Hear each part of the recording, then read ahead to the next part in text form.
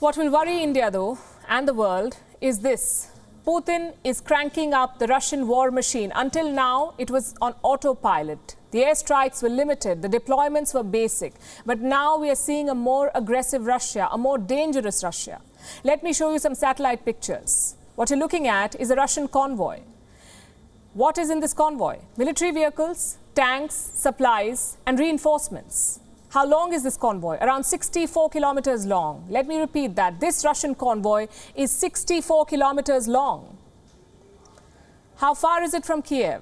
Last we checked, the convoy was here, around 20 kilometers north of the presidential palace in Ukraine. And this is some serious firepower we're talking about.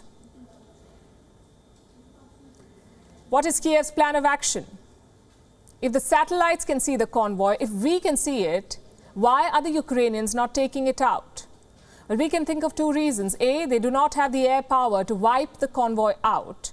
Or B, they feel Kiev is their best bet. Better to defend the city than to openly engage. Whatever the plan, this convoy looks ominous. And right now, it is inching towards the capital. But Kiev is just one front. In the last 24 hours, Russia has escalated the offensive all over Ukraine. This map should give you a better idea.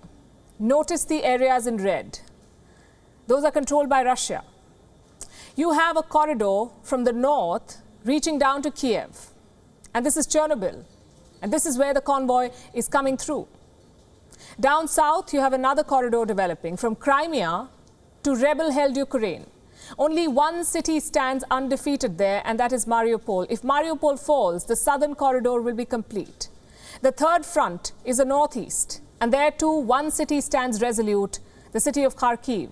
It was recaptured by Ukraine after intense fighting. So there are two ways of looking at this. One, it's just day 6 of the invasion. In military terms, that's early days. Or two, it has already been 6 days. Russia was expected to steamroll the Ukrainian army. Clearly, that's not happened. It's not happened yet, at least. The United States is pushing the second theory. They say Russia is running behind schedule. They expected a swift victory. Instead, they're getting bogged down. So what is Putin planning to do? According to the US, he's planning to escalate more deployments, more airstrikes, and this time everything and everyone is fair game, including civilians. Kharkiv is bearing the worst of it. Let me show you that chilling video released by the Ukrainian government. It shows the Russian missile attack an administrative building. This is how it played out.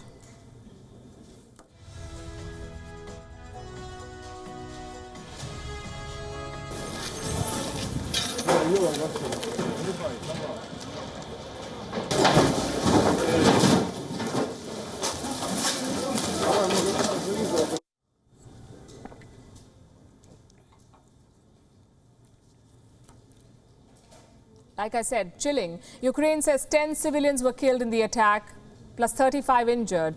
Kharkiv today is a city under siege, basically a sitting duck for Russian strikes. This is what the city square looks like. Debris all around, buildings barely left standing, emergency workers running around frantically, and the occasional fire yet to be put out.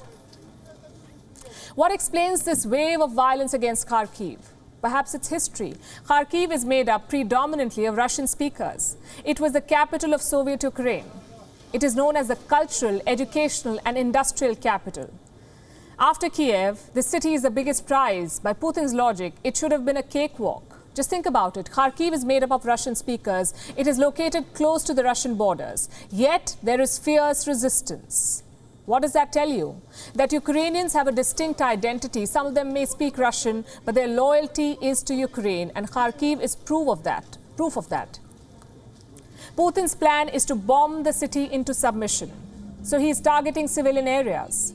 Let me show you two sets of pictures, both from different residential sectors in Kharkiv. Notice the line of smoke and blasts. That is evidence of cluster bombs. Both Ukraine and the European Union have called it a war crime. We'll discuss that in a bit. But for the moment, let's pull back to the larger picture. What is Putin's new game plan? In one word, it is escalation. The massive convoy heading to Kiev, the relentless bombing of Kharkiv. If you ask the Americans, they think Putin is losing his mind, that he's getting nervous. But could there be logic to this escalation? Well, some experts say yes, Russia practices a strategy called escalate to de-escalate. What does that mean? Your enemy is settling into the fight. They're repelling your attacks. But suddenly, you escalate, maybe with a massive airstrike or relentless bombing. The idea is to shock your enemy, and that shock will force them to de-escalate, maybe sue for peace. Is Putin using this strategy in Ukraine?